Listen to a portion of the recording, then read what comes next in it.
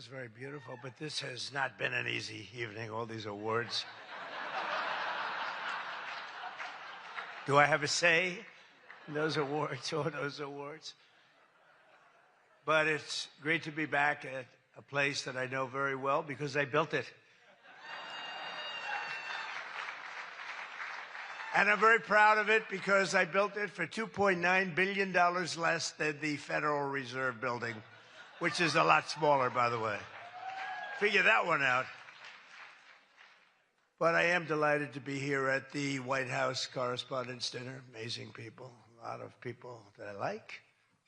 Some I don't like it all. But I respect most of them, I must say that. You do a great job, amazing job, and it's an honor. As I said 3 months ago, the show must go on. We were backstage, and we both wanted to just have it go on, whether it was 2 o'clock, 3 o'clock in the morning, it didn't matter. But in the end, it made more sense to do it the way we're doing it. And we had a great news conference at the White House, in a very important room. And you did very well. I think we all did very well. It was a hell of an evening, I can tell you that. Won't soon be forgotten. And I think a lot was learned from that evening. A tremendous amount was learned about security and about other things, the dangers of what we all do. But just like my presidency, the second time is always better. It's always better. And the third time will be better yet. I'm only kidding. From the earliest moments after the attack on our dinner last April, I knew we had to reschedule this event as soon as possible. We had to do it very quickly, and we met very quickly, and we figured something out. But the attempted mass murder at the Washington Hilton, that's what it could have been, was an assault on our democracy itself. A very serious situation. Many of you were there with me, and some showed extreme bravery, like Pete Hegseth, Steve Miller, Tom Holman. Really? They were standing on tables, and most of you were under the tables, okay? But they did. They showed. I saw every one of them that was standing up in those tables. I didn't know if they were brave, if they were smart, if they were stupid as hell. But they were on those tables in some cases, and there were a lot of different feelings going on in the room at that moment. But after hearing the gunshots, many people yelled, "Get down, get down," which caused Nicki Minaj to start twerking. Do you believe it? Get down. She's the only one that really understood what that meant. It's quite an evening. But tonight we come back together to answer that heinous attack with unwavering resolve. And every one of us here this evening to show that in America, we do not yield to political violence. We can't do that. Can't do it. So in this country, we believe in freedom of speech. We settle our differences not with bullets, but with open and vigorous debate. And no deranged loser with a gun will ever change that. We can't let that ever happen. There are a lot of very dangerous people out there. We can't let it happen. I want to begin by expressing our gratitude to the incredible men and women who put their lives on the line every day to protect my family and myself, all presidents, and lots of others. That's the United States Secret Service. So I appreciate it very much. And Sean and the whole group, amazing job. Amazing job. In recent months, they've repeatedly responded to threats with speed and professionalism and extraordinary courage. And there is no better example of that than Officer Victor Gonzalez, who we just met. It was amazing. What he did was amazing. When the would-be assassin charged the checkpoint at speed, he was fast. You know, when you looked at that, you had to look at it about 10 times before you really saw what was going on. He was quick. Nasty. The gun made him nasty, actually. But Officer Gonzalez engaged the attacker without hesitation and took a bullet to the chest after his ballistic vest, fortunately, was on, saved his life, and Victor did not even want to go to the hospital for a checkup. We insisted, really, we wanted him to do it. We insisted, but he didn't want to go. So to Officer Gonzalez, Secret Service, Metropolitan Police, law enforcement generally, and even all of the military who surround us in the room tonight, we salute you and we thank you with all of our hearts. Thank you very much. Great job. Great job. Great job.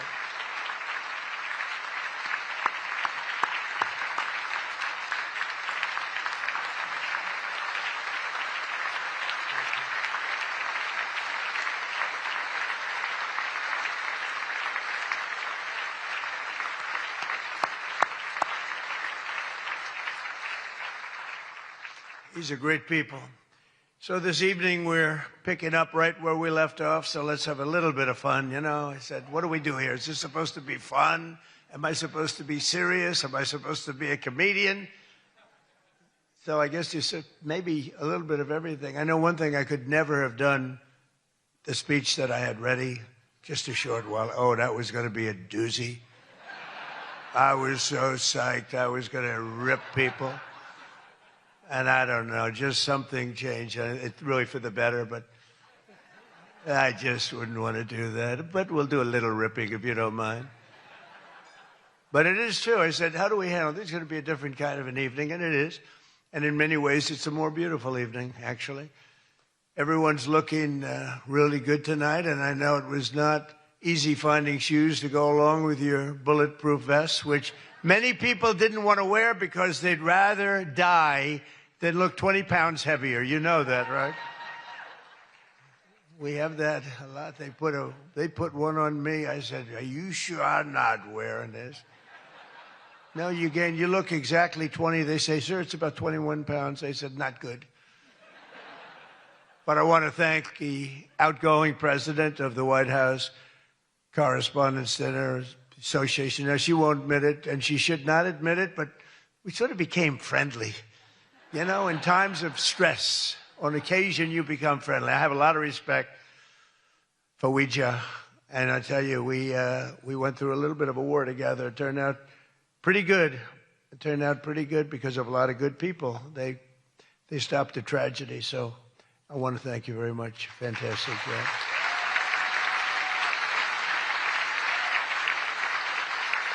And Ouija worked extremely hard to ensure this dinner was rescheduled. And we want to just thank her family. I just met her parents, her children, her husband. What a perfect family. So it's really great. Thank you very much all for putting up with this, right? But let me also thank the incoming president of the Correspondents Association, Jackie Heinrich. She can be very tough as a reporter, I will tell you. She can be nasty. She looks so beautiful, but she can be so nasty. How could that happen? But she just got married to a very successful congressman, a very good congressman. I'd like to have a couple of more votes from it. That's okay. On occasion, he shows a little independence. We don't like that. But now he's a very professional guy, and he loves our country. But that's a big thing. I just see what takes place. We're talking about what takes place to be in the position that you're leaving and that Jackie's coming into. And it's a lot of work, a lot of friendships, a lot of talent. And so, Jackie, congratulations.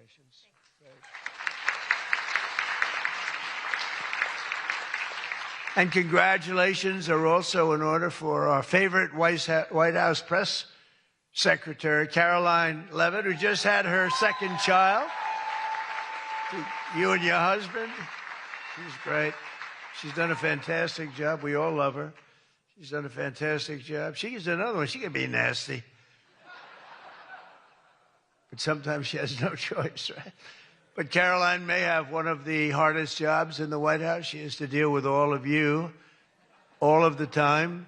And you can be very difficult. You can be very, very difficult people. But I'm probably being a little bit oversensitive. Sometimes I really do think that some of you don't like me. In fact, I read a report. I get 93% negative publicity. 93%. So how the hell did I win the election by so much?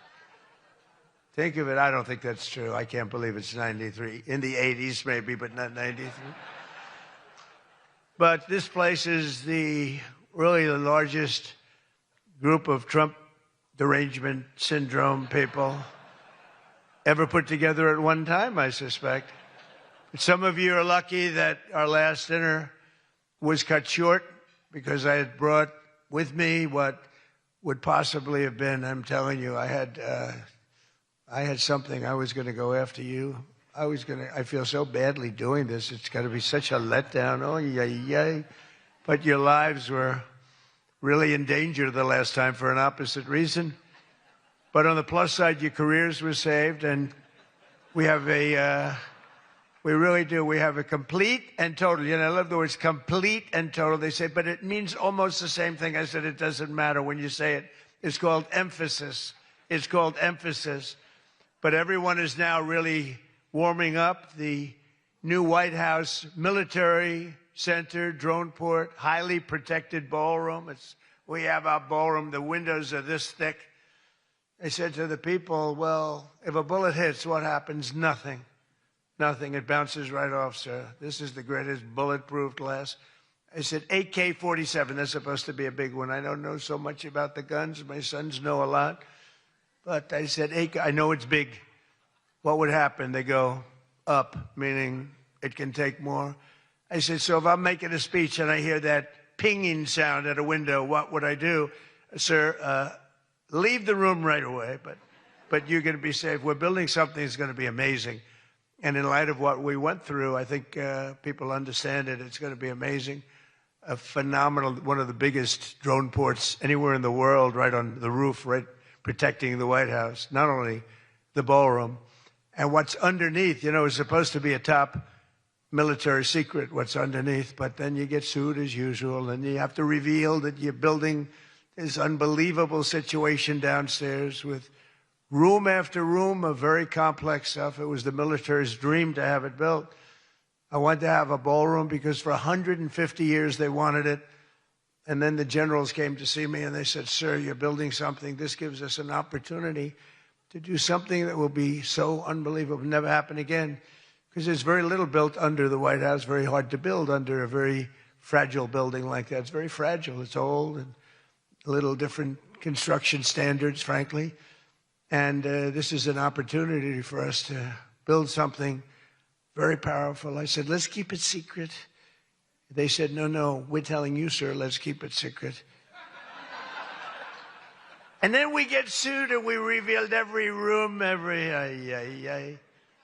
We told the people that did the suing, they're not good people. We told them, we said, you know, you're being very unpatriotic when you bring a suit like this, but it is what it is, but it's going to be, it's really going, it's moving fast. We're ahead of schedule. We're right on budget. And it's going to be something like, I think, no country has. I just visited China. They have this magnificent room, the Great Room. They call it the Great Room. It's a great room, but what we have is going to blow. There won't be anything like it. It's going to be fantastic. And with all of the things that are going along with it for safety and security of future presidents. You know, I'm only going to be using it for about 6 months, assuming we finish it right on time. I get to use it. Somebody said, he's building it for himself. I'm building it for the future. I'm not building. I use it. Now, had I not gone down 6 or 7 stories, then in that case, I would have been able to get a couple of years out of it. But that was far more complex, what we did downstairs, than what we do upstairs. So we're very proud of it. That's going to be amazing. And I think I was just telling the whole group sitting at the table, we were talking about it. I said, I think, you know, it's White House Correspondents, so I don't see any reason why you wouldn't be able to use that. It's going to be very large and very beautiful and very safe, and that's what you need. So I was thrilled to see that after witnessing the attack, even Democrat Senator John Fetterman told his fellow Democrats to drop the Trump derangement syndrome and build the White House ballroom. But it's much more than that. It's something that you're going to use. I predict that you're going to end up using it, and a lot of people are going to end up using it. They're going to be as safe as you can possibly be. But despite everything that happened at the previous dinner and all of the dangers involved, I'm told that this is still the hottest ticket in town. This ticket to get in tonight, because it's a smaller room. It's a beautiful room. It's a luxury room. See those beautiful chandeliers? I can tell you everything about them if you'd like to know. See that beautiful Capitol above? See the beautiful Capitol? See everything, the brass. Those chandeliers are great. I'm looking at them, saying, I wonder if I could, I sold this building. And they're doing a nice job, but they're nice people. But I'll tell you, I'm looking at them saying, I wonder if I could walk out with those chandeliers, because you can't buy them. They're very special. I won't tell you the fact. I won't mention that they're Czech crystal, because I'd like to say everything's made here, but they are Czech crystal. And they are beautiful. And the Waldorf people are doing a really nice job. We're proud of them, actually, because, when I left town, I was a little angry. I was a little bit angry. I was offered a nice price. I said, I'm getting out of that place. And then I said, let's make a comeback. And but I was very proud of this building. This building was hot. Remember the lobby floor? 82,000 feet. For those in the real estate business, 82,000 feet. That's a major floor. That thing was packed every single night. It was packed, mostly Republicans, I would say, but it was packed every single night. It almost brings back memories. But I left town, and I have just had nothing but good experience. And this might be the best experience of all, having all of these incredible people in this room. It's a great feeling, frankly. It's a great feeling. But tonight's event, thank you. Thank you. But tonight's event is even crazier than the last time. In fact, it's so successful that I've been informed by CBS News' David Ellison, who's going to do a fantastic job. He's the owner. He bought it, spent a lot of money, and he's going to make, I think, fantastic changes and keep some of the great stuff going. But that next year they're going to call it the Trump White House Correspondents Center. He told me that, and I like that very much. We're going to change the name of it, okay? Oh, it's going to be so hot, just like our country is hot. We are hot, by the way. But to be honest, it's just about the only way that they're going to ever get me back here. You're going to have to change the name of the dinner. But how's that one going? Not too good. I hope that everyone finally got to enjoy their entire, very delicious beef tenderloins, very special beef. And I want you all to know that Bobby Kennedy, who's right here, personally ran over the cow in his car. Boom. And he cut it up and he brought it here for you to eat tonight. So it's very fresh. And Bobby also suggested an appetizer featuring his favorite cut of male raccoon roadkill. But we drew the line at that, Cheryl. We said, no, we're not going to do that. We're not doing that. We love Bobby. I'll tell you, it is a piece of work. You think it is fun, but he is a very different kind of a person, I will tell you. But he has what it takes, and he's smart, and he loves the country, and he wants people to be made to feel good. You agree with that, Bobby? He wants people to feel good. And he's doing a fantastic job. Thank you, Bobby. Thank you. We can joke all we want, but thank you. A lot's happened since the last time we were all together. Last month, we hosted one of the most incredible sporting events in world history at the White House, the UFC Freedom 250 fight. The UFC fight. When I announced that we're going to build a boxing ring right outside of the front door of the White House, that took a lot of heat. But it turned out that was, they say, about the most viewed fight in history. It was beautiful. So many things happened. It was supposed to rain. We were going to do it the week before, and the weather was beautiful. And the weather came, and it went. And now we came up to Wednesdays. They said, sir, this was on a Sunday night, replacing 60 Minutes, which is nice and unusual because usually it's Saturday night. And they said, sir, this was from Wednesday on. Tell me about weather, right? Sure, it's going to rain. I think you're going to have to. It's going to be one of the worst storms that we've seen in a long time. It's coming up the coast. It's going to hit you on Sunday night. It's going to be a disaster. I'm saying, can you believe? And you saw the ring we built, Dana White, the great Dana White, and everything. We had the best fighters in the world. Turned out we had the best fights that most people have ever seen, including me. It was just a miracle. But what happened is we're waiting for this rain to come all day long, and it's coming, and it's horrible. And it's 8 o'clock, and we say, I think it hasn't rained yet. I said, maybe we should postpone it an hour. Maybe we should make it the next day. We didn't know what to do. And finally, we just said, let's just have it. and it never rained. It was perfect. In fact, the week before, it was 92 degrees. It was nice, but this was like 72 degrees. And the rain was coming, and it came right over the White House, and it was like, thank you very much. It went like this. And other areas were drenched a few miles away. We didn't have a drop of rain. And it was absolutely one of the most incredible things anybody's ever seen. People said it's one of the most incredible nights of their lives. So just remember, before I came along, if you wanted to see someone lose consciousness on the South Lawn of the White House, all you had to do is ask Joe Biden a question. Remember that.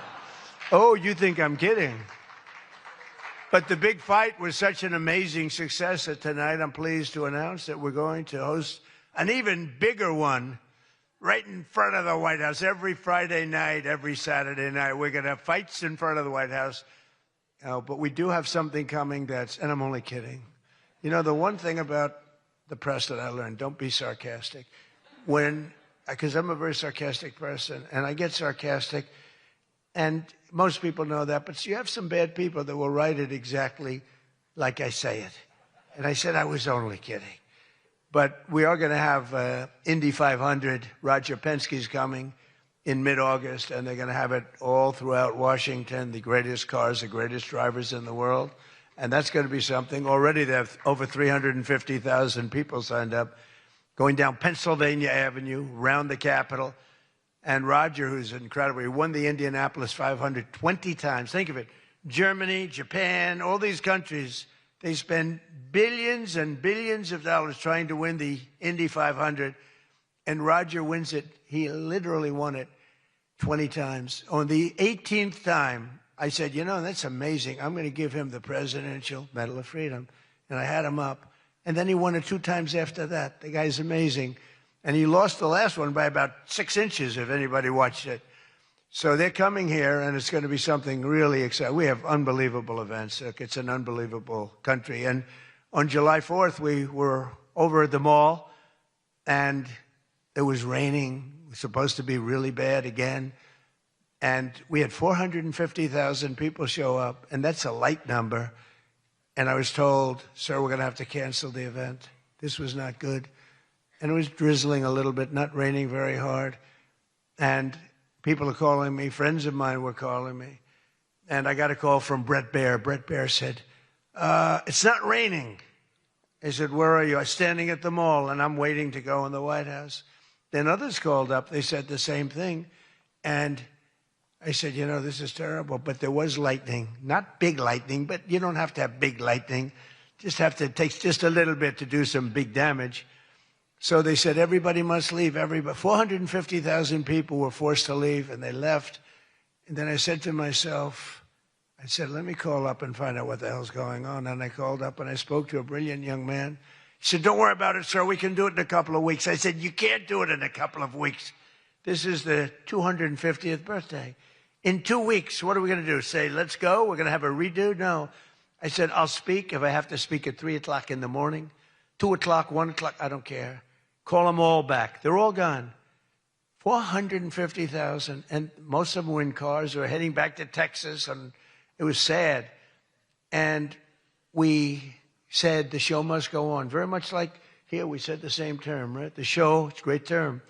It's true in life. The show has to go on. The show must go on. And I said, the show must go on. I put it out on Truth. The show must go on.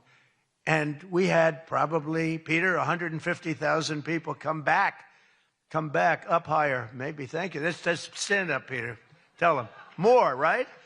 It might have been more, but it was amazing. It was just an amazing crowd. And actually worked out better, a little like this. It worked out better than if we had done it at the normal 7 o'clock, 8 o'clock time. It was incredible. We started speaking at 11 o'clock in the evening, but tremendous numbers of people. Thousands and thousands came roaring back, and it was a great evening. And it was a celebration.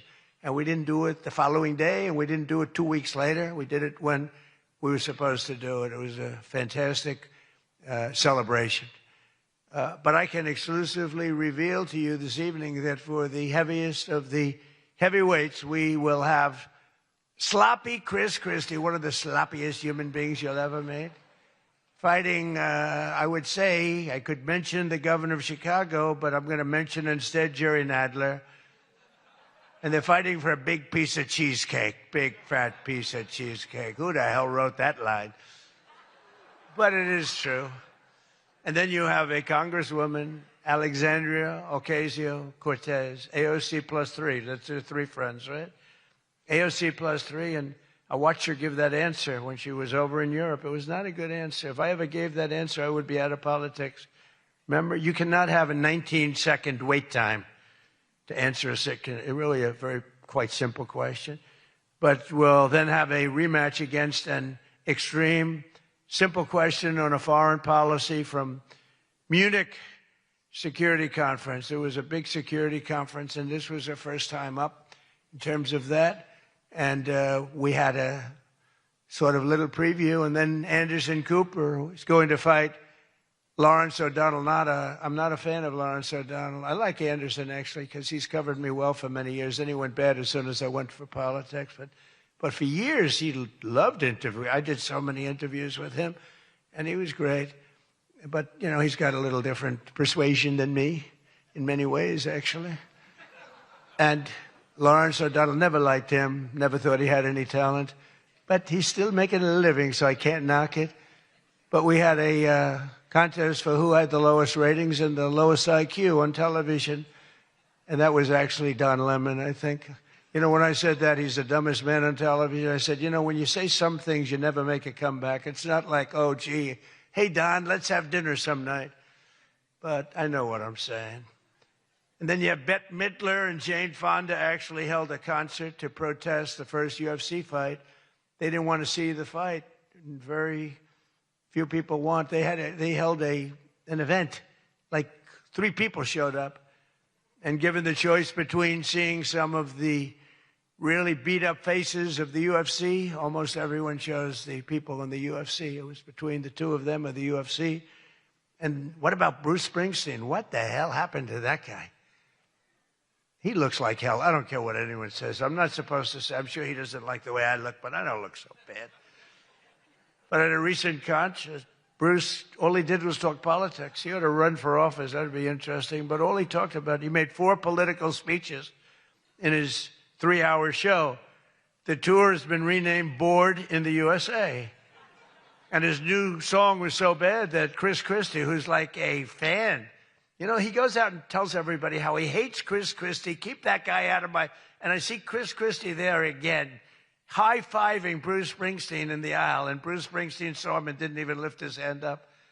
And I just wanted, because I used to be friendly with Chris. Chris, when somebody doesn't like you, write them off. Forget it. You got billions of people in the world. You don't have to make a jerk out of yourself. But usually a comedian hosts this dinner. And I think we sort of changed it. Tonight we're going to have somebody who I think is really spectacular. But I've watched comedians get up for the dinner because I have been here actually quite a few times. People don't realize. And there's one time in particular when Barack Hussein Obama hosted it. Do you know who that is? And he hit me hard. But actually he hit me with respect. I was sitting with Melania at a table. And you had Brooklyn Decker, supermodel, at a table right next to her. And I really always will like her. She's married to a great tennis player, Andy. And she was at the table, not at my table. And I have watched this clip thousands of times. They keep playing it because they think that was the evening I decided to run for president. It was not. In fact, I loved the evening. I looked at my wife. I said, can you believe it? All these people, that's all they're doing is talking about me. I love this dinner. It's true. And Obama was nice. You know, it's amazing how things work out.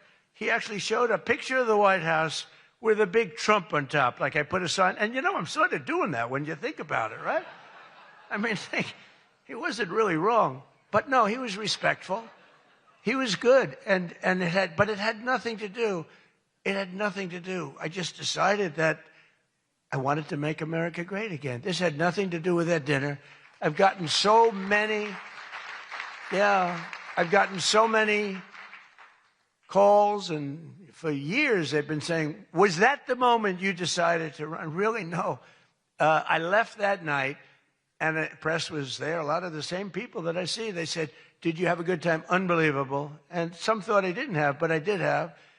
And I always remember, though, Brooklyn. She was so angry. She was much angrier than me. She was angry. She thought they were mocking me. And they really weren't. It was just one of those things. And I had a great time. But I left, and I thought, I was there 3 or 4 times before that.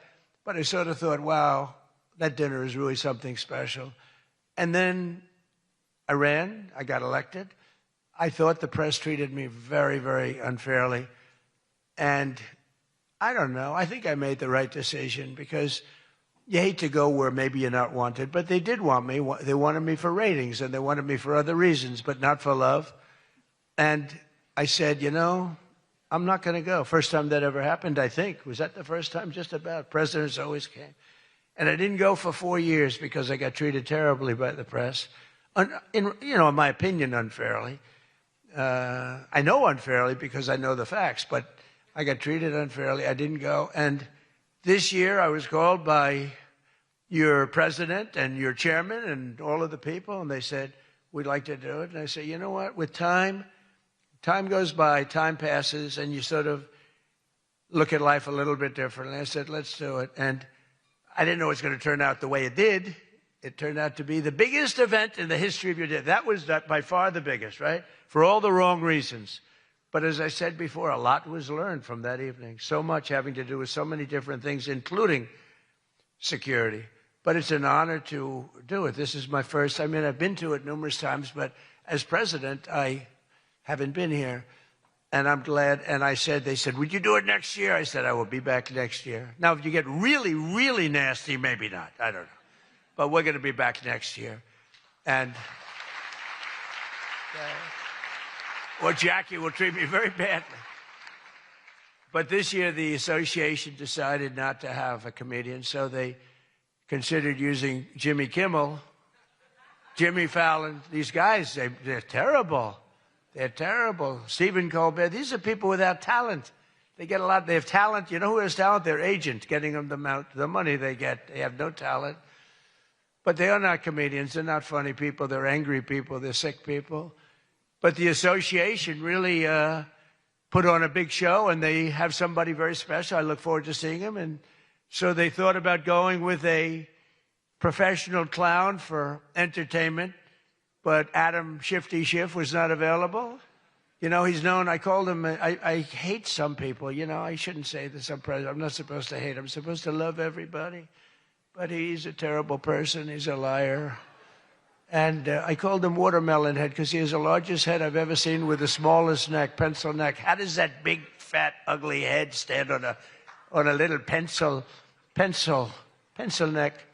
And then I'm told that even Rosie O'Donnell reached out from Ireland. She really wanted to be here in order to honor me.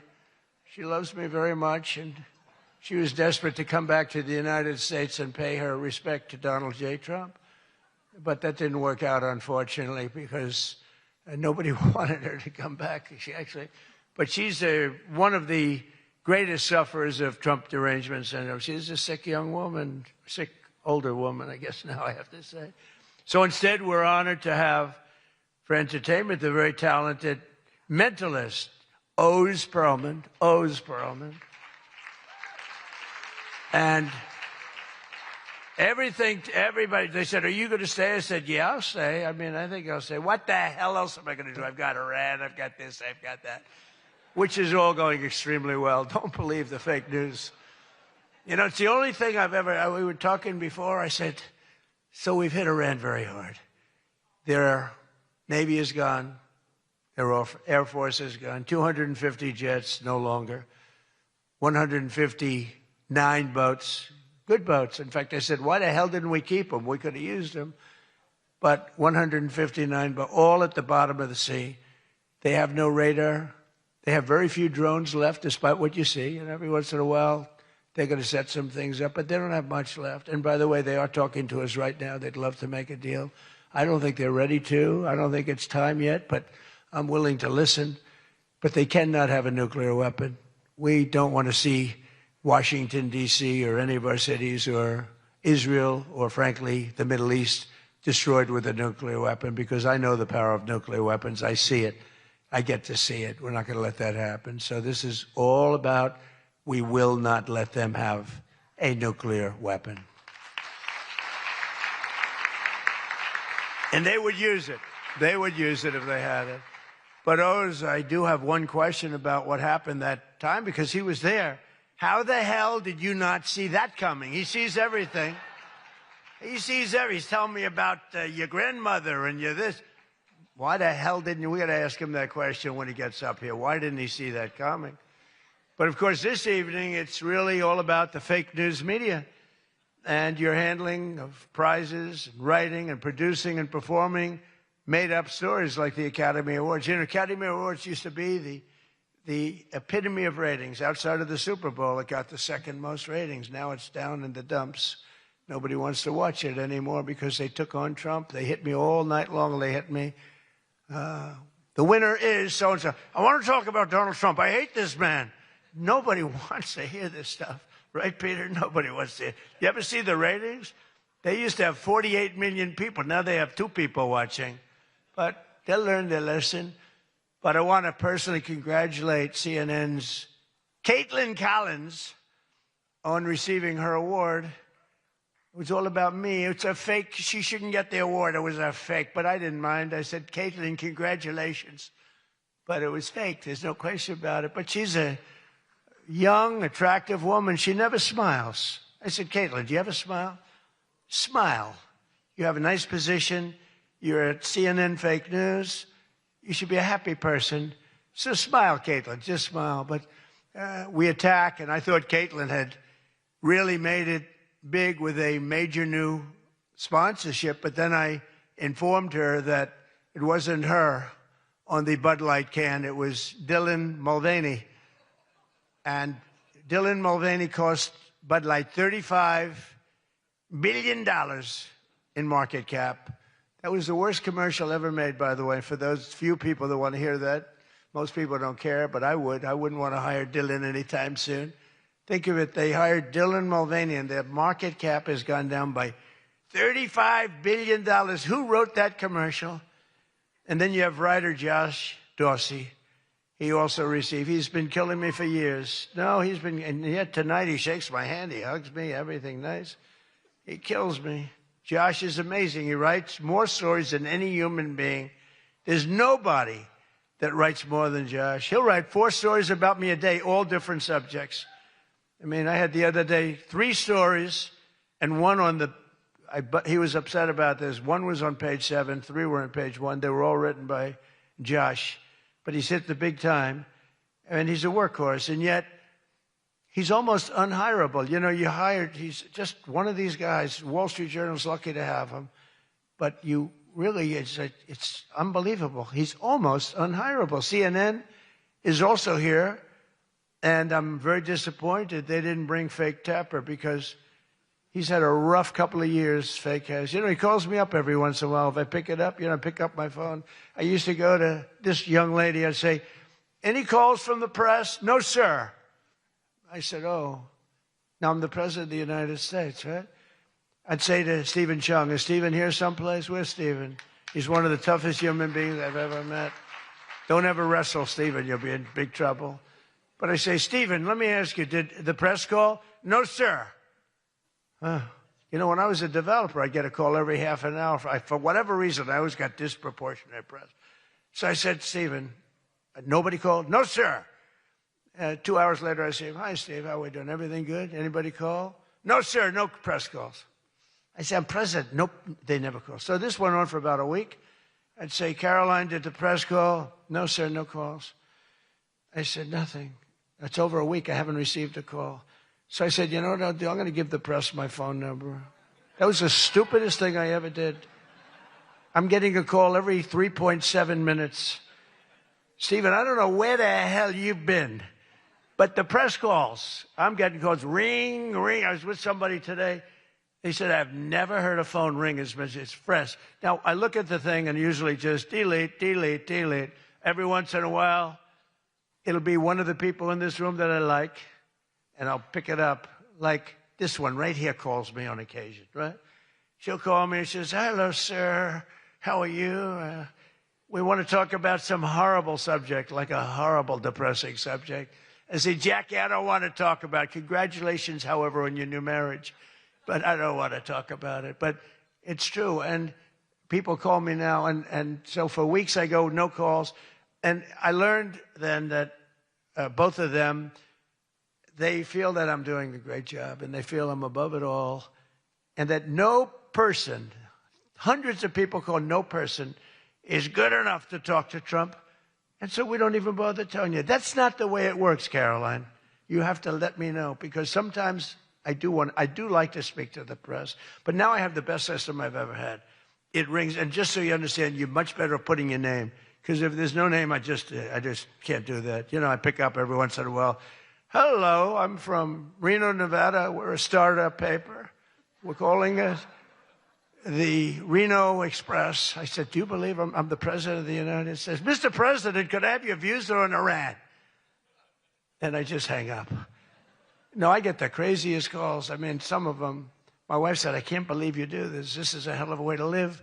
But sometimes they get calls from very important. Sometimes I can straighten out stories that are going to be fake, and I can make them from a fake story to a good story. I always find that when you don't speak to the press, you always get a bad story. When you do speak to the press, you have a shot at getting a good story. Oh, look. No, look, if I were a reporter, and let's say I'm a big reporter, I work for the failing New York Times, or I work for, well, I don't know, do they ever come to these dinners? Didn't they cancel out a long time ago? Big mistake. They should be here. But I get a call. I've always found that, you know, speaking to them, you just do better.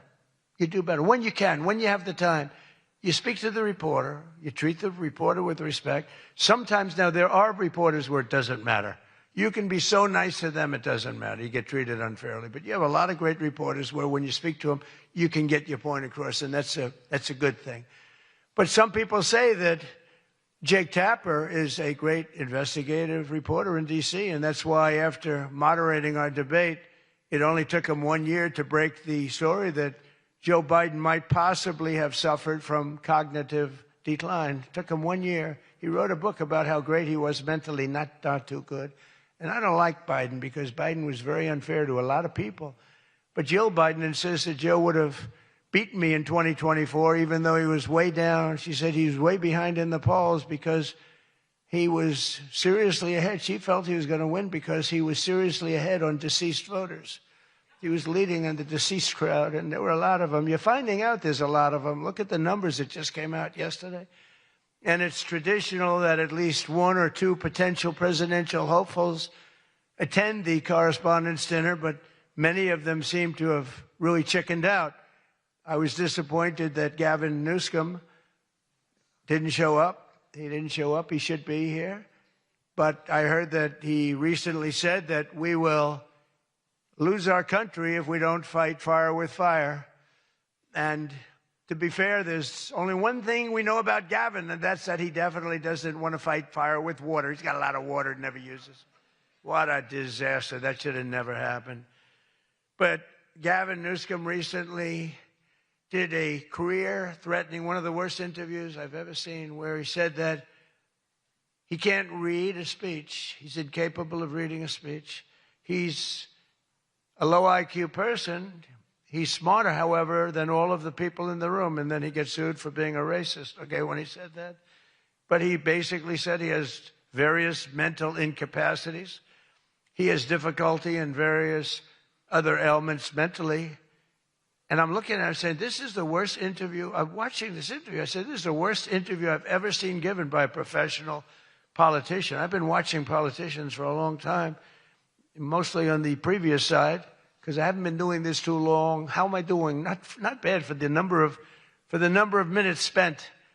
Not bad. But with Gavin, so he said that all these things, and I said, anybody running against him, all they have to do is take that one interview and you can't lose. I actually put out a statement that Gavin Newsom has come out and said he will not be running for president because nobody can say what he said about himself and survive.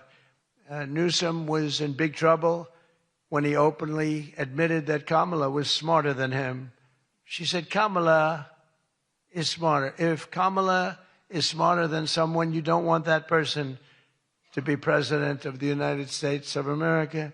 Between California's policies of enabling wildfires, paying drug addicts to be homeless, giving free sex changes to illegals, and telling rich people they're going to take away, all of your money is going to be taken away. People are fleeing, and they're fleeing in droves. We can't have that in this country.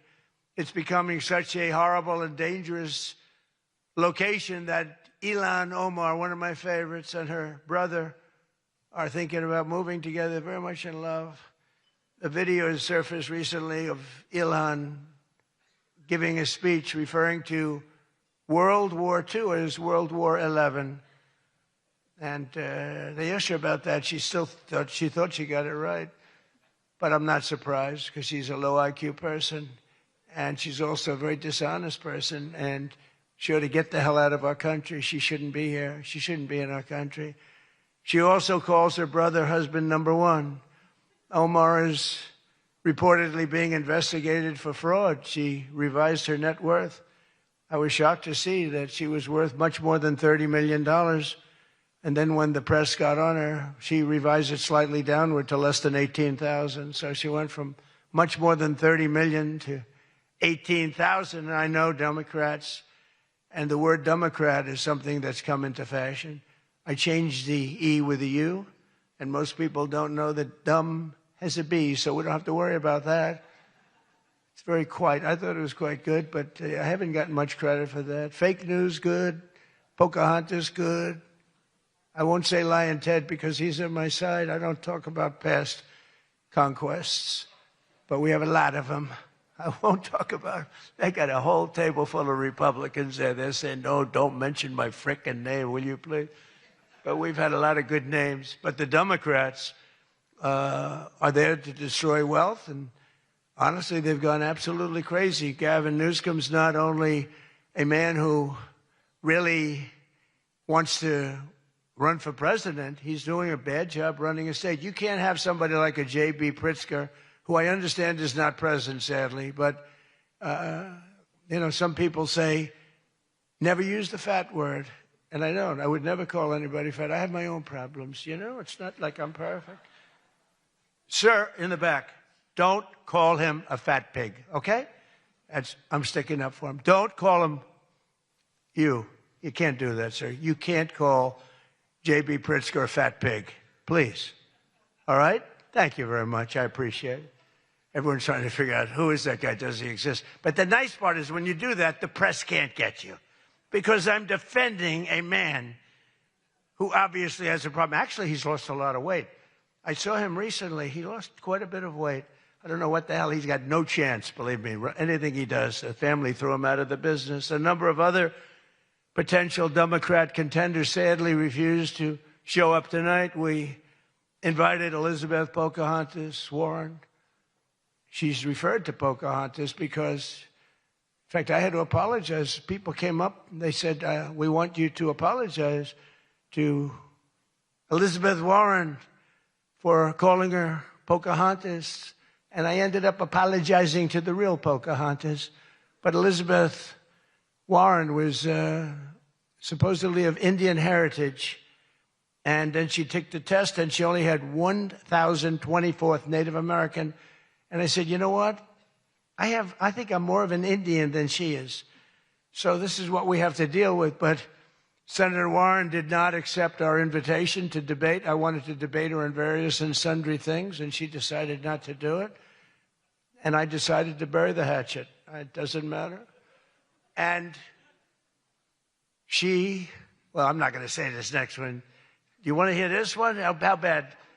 She wasn't high up on her totem pole. Who the hell wrote that? No, she's bad news. I wanted to make sure that Jack Smith, deranged Jack Smith, remember he went after me for about 2 years? How did he do? Not too good. I'm in the White House, and he's not doing as well. I was going to say he's in a different kind of a house, but he's a deranged human being. He's a bad prosecutor. Prosecutors are very important. A great prosecutor, a fair prosecutor, but that's the great prosecutors, the ones that are fair. They're very important to a country, but this guy was a deranged lunatic. Saw his invitation tonight. He was invited because, but I put it in a private text to Chuck Grassley. And Chuck saw him and he did a certain thing. And then one man that we had who should be here, he turned Palestinian. This was a man who was 100% for Israel. 100%. Chuck Schumer, crying Chuck. Remember, he cried at the airport over illegal immigrants. They were the fakest tears. There were people throwing water in his face. But now he's a proud, very proud Palestinian. In fact, I'm going to send him a beautiful Palestinian outfit tomorrow so he can greet Bibi Netanyahu when he comes to town next week, along with the mayor, who I'm sure would love to meet Bibi. They're not treating Bibi too well, but Chuck wanted to join us tonight, but he didn't want to be violating many parts of the Palestinian rules, regulations, and certainly he didn't want to violate Sharia law, his new founding. And all joking aside, I do think we need term limits in Congress. I think term limits are very important because I see what's happening. I see what's happening. The other day, a senator I knew got a text, a great guy, from his wife. And she said, when you get home, I want to have you immediately come up the stairs and make love to me. And he said, I can't do both. You know what? In other words, can't go up the stairs and make love. Does anybody get that? Well, I thought that was actually pretty good. That was actually the only thing I thought was good in this whole frickin' stupid speech that they wrote. That was the only good one, and that went down with not exactly great laughter. I think, in other words, you can't go up the stairs and make love, too, So we're looking for term limits. Does anybody understand this stuff? But I really do wonder whether the Democrats are trying to lose the midterms. In Maine, they nominated a guy with a Nazi tattoo. But don't worry, Democrats. Word is that Plattner's replacement, he throws bottles at women. This guy throws bottles. This guy's another lunatic, by the way. Although I think Plattner might have done surprisingly well because we're in the age of Trump. Call it what you want. People can do well today. Plattner, I don't know. But, people don't have the guts to stick it out, but it looked like he was guilty of a lot of stuff. He certainly didn't defend himself very well. In Texas, the Democrats are running a candidate named James Telefrico, who hates guns, hates oil, hates sex, hates women, and who said he is, quote, a Christian who hates Christianity. Other than that, I think his platform is quite good. And that means that he's not going to do very well against Ken Paxton, who hopefully in Texas is going to win. But Telefrico, he's Alfred. You know what he looks like to me? Alfred E. Newman. Do you remember Alfred E. Newman, Mad Magazine? I said, that guy is Alfred E. Newman. Can't imagine he'd win. Well, I have all of the press here in one place. I have to say that we're having an amazing load of accomplishments that the media never talks about. For example, under my administration, a once feared and powerful regime that relentlessly attacked America has finally been toppled. Their former leaders have been removed, and they're now being run by a gay dictator facing internal divisions. But I, for one, wish Barry Weiss all the best at CBS News. She's a wonderful woman. Most of the press lives here in Washington, D.C., and you should be thankful for me for what my administration and I have done to make our nation's capital, which was one of the most dangerous and unsafe cities anywhere in the world, one of the safest cities in the United States. Crime is down 88%, and our capital is shining again with 62 monuments, statues, water fountains looking more beautiful. The graffiti's all gone. The tents are all moved out of the parks. The fences are all done. Our capital looks like it's really in good shape. And people coming here, people in the White House, they work in the White House, they all say, young women, young guys walk up. They say, thank you, sir. 2 years ago, we lived in a dangerous city. We lived in a city where 150 people were killed a year. And now we have almost a crime-free city. Our National Guard has done an incredible job, and we've removed over 5,000 career criminals. We removed, there's one stat, I think it's a great stat. It's to me, it's fantastic. 2% of the people create 91% of the crime. That's something you can fix, and we fix it. We moved out over 5,000 career criminals out of Washington, D.C., and we have the greatest capital in the world. Again, it's beautiful, it's thriving, the restaurants are thriving. You couldn't get into a restaurant because they didn't have, all the restaurants were closing. And if you even got in, you felt unsafe. People were getting into Ubers and they were being attacked when they were in an Uber. It's not happening anymore. We have tough, smart people, and they have done a fantastic job. Washington, D.C. is safe again. You can't get into a restaurant. The restaurants are opening up. They're opening up all over the city. They can't get, it's the exact opposite. They can't get space. But mostly I've given up on you and the media so that now I just gave up on you, and I'm #1 on TikTok. Did you see that I'm #1, Stephen? Is that true? I'm #1 on TikTok. So how could they be so bad? 520, think of this, 425 billion views. Can you believe that, Peter? I mean, let's go, Peter. I gave up on you people. I gave up on traditional press. And it obviously worked because we did win in a landslide. I mean, somebody's got to be saying something good about me. But TikTok, good old TikTok, and I was able to get it sold to a group of very wealthy people, mostly Americans. I was told President Xi, who's a man that I get along with very well, he was a hard no for the sale of TikTok. They all said he's a hard no. I said, well, let's call it, put your group together. They put it together, billions, hundreds of billions of dollars. I called up President Xi. I said, President, look, these are American people. They're wonderful people. In fact, one of them happens to own CBS, actually. I mentioned his name.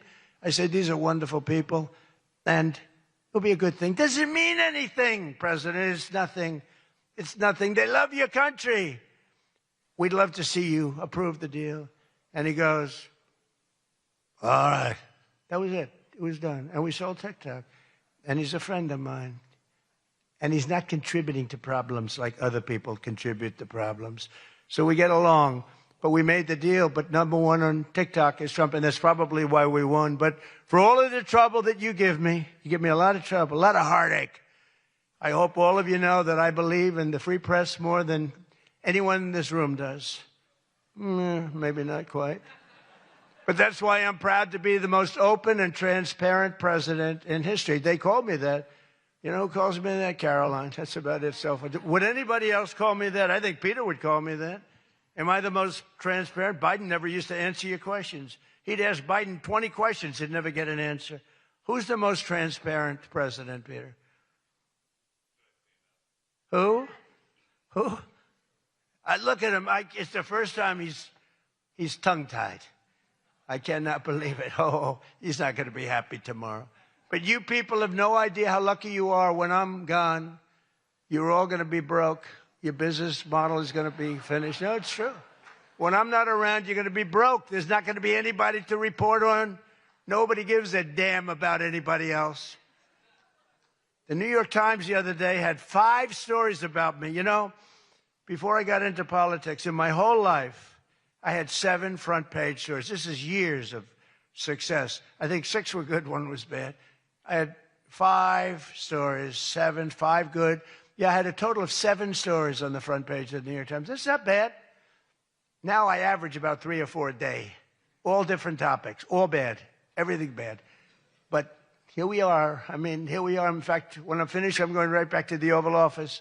So I have to be doing okay. But we are all doing good together. That's why tonight, to show just how much I care about the press, and I want to save your ratings, I'm pleased to announce my intention to, and this is somewhat of a scoop, my intention to run for a 4th term as President of the United States.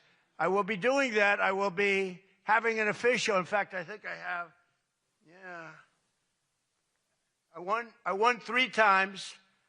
Now I'm going to do it again. Thank you. I'm going to do it again. It should be easy. I'm getting very good at running for president. No, I won 3 times, did very well the 2nd time, by the way. It's a rigged election, but we don't have to talk about it. You know, it's interesting. When you come back and you do a good job like we did, you don't care about it so much, but we do have to tighten up these elections because they really are in seriously bad shape. But On a serious note, I want to say once again, I just want to thank you all. It's been an interesting evening. I didn't really know what to expect, and it's far worse than I actually thought, but if you want to know that. But I didn't know exactly what to expect, and I've made a lot of friends tonight. I've made a lot of good friends tonight, probably made some enemies also, but it's been an experience that is something that we've all shared together, because we're all in this room tonight because most of us went through a period of trauma from just a short while ago. And, you know, some people said they wanted to come, but they were afraid to come, and you people weren't afraid to come. There were a lot of people that said, Jackie, they don't really, you know, they didn't have the courage to come. And we don't want that to happen. And I'm sure it's not going to happen. We're going to do things. Again, I want to thank our law enforcement. We have the greatest people on earth. You know, we had 2 years ago, we had the worst record of recruitment in, as an example, the military, Army, Navy, Air Force, Marines, the Coast Guard, Space Force. I love Space Force. Look at all that shooting we're able to do from space. That was my baby. But all of the branches of, you couldn't get people to join. This was 2 years ago. And last week, you probably saw, some of you wrote the story, we have the single best recruiting of people into our armed forces than we have ever had in the history of our country. They are brimming over with great people. And that's a big statement. And that also goes for the police departments, where they were having a tremendous problem recruiting. You can't get into a police department now. If you're looking for a job, it's very tough. And that also includes our great fire departments, because people forget about them. They're unbelievable, the job they do. So I just want to thank you. Look, we're on the cusp of something big, and I call it, and this, I'm being very serious when I say this, that this is the golden age of America. We have $19.2 trillion being spent in our country. A record was China. I think it was 10 years ago, $3 trillion. Trillion is a lot. 4 years, they went less than $1 trillion under Biden. And we have $19.2 trillion. And this is a period of actually 13 months, not even current, because we're here a little bit longer than that. But that was as of reporting dates. $19.2 trillion is being spent. Factories are coming. Toyota just announced they're going to be building the biggest car plant in the world. They're leaving Mexico. They're coming here. Tariffs did that. Tariffs did that. And maybe November 5th did that too, the election. But our country is doing things that nobody's ever seen before. And it is true. We were, and you've heard me say this, we were a dead country 2 years ago. Other leaders would see me and they'd say it's a miracle. President Xi told me that a few weeks ago in China, and he's coming here on September, I think, 24th, coming in September, the end of September, going to be exciting.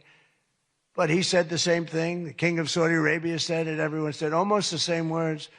We thought you were a dead country. We never thought you had a chance. You were never going to make it back. And in a period of 1 year, you made it the hottest country anywhere in the world. We all did that together. It's not me. We all did it together. And we do. We have the hottest country anywhere in the world, and we're going to keep it going. And I just want to say, this is a room. I have tremendous respect for the people in this room. Sometimes I don't feel you treat me fair. Maybe you do. I don't know. I don't feel that. But sometimes you treat me very fairly. And I have a lot of respect for your profession. Your profession's amazing. And I just want to thank you for having me. And it's been fun. And I've met a lot of great people. And, you know, I used an expression. I've used it right from the beginning. I did this for one reason, to make America great again. And that's what's happening right before your very eyes. We have made America great again. It's going to get a lot greater. So thank you all very much. It's an honor to be with you. Thank you. Thank you very much. Thank you.